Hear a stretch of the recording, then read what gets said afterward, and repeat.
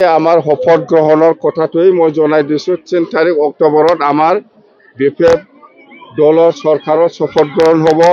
এই শপথ গ্রহণের আমি যোৱাকালি লেটার দেখিছে গভর্নর ডাঙরিয়াক চিফ গেস্ট হিসাবে মাতিছো আর চিফ মিনিস্টার ডাঙরিয়াক স্পেশাল গেস্ট হিসাবে আমি মাতিছো। 3 তারিখ অক্টোবরত বিপিএফ দলের সরকারের শপথ গ্রহণ। নির্বাচন আগতে লেটার কি নির্বাচন তো নিয়ম মতে হবই। আমি তো জিকাতো 100%।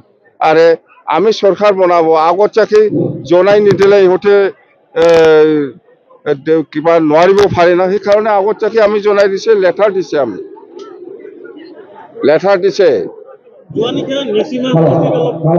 এইটো ফেৰেংগাৰ গুণ্ডামি, এই 5 বছৰৰ ফেৰেংগাই এইবিলাকক পালি আছে, একো কাম কৰা নাই। বাস আমার শপথ গ্রহণের কথাটোই মই জনাই দিছো 3 তারিখ অক্টোবরত আমার বিপিএফ দলের সরকারের শপথ গ্রহণ হব।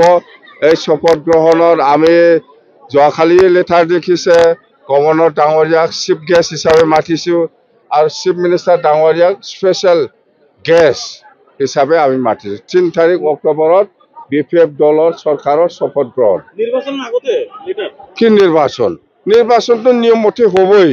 আমি তো জিকাতো 100%। আরে আমি সরকার বনাবো আগত চাকি জনাই নিদিলে ইহঁতে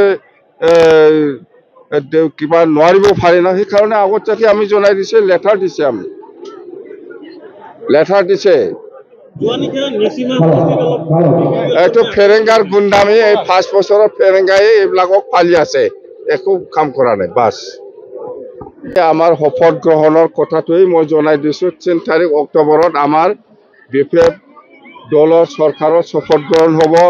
এই শপথ গ্রহণের আমি যোৱাকালি লেটার দেখিছে গভর্নর ডাঙরিয়াক চিফ গেস্ট হিসাবে মাতিছো আর চিফ মিনিস্টার ডাঙরিয়াক স্পেশাল গেস্ট হিসাবে আমি মাতিছো। 3 তারিখ অক্টোবরত বিপিএফ দলের সরকারের শপথ গ্রহণ। নির্বাচন আগতে লেটার কি নির্বাচন তো নিয়ম মতে হবই। আমি তো জিকাতো 100%। আরে আমি সরকার বনাবো আগত চাকি জনাই নিদিলে ইহঁতে কিবা নোৱাৰিব পাৰি না, সেইকাৰণে আগত চাকি আমি জনাই দিছে, লেটাৰ দিছে। আমি লেটাৰ দিছে। এইটো ফেৰেংগাৰ গুণ্ডামি, এই 5 বছৰৰ ফেৰেংগাই এইবিলাকক পালি আছে, একো কাম কৰা নাই। বাস আমার শপথ গ্রহণের কথাটোই মই জনাই দিছো 3 তারিখ অক্টোবরত আমার বিপিএফ দলের সরকারের শপথ গ্রহণ।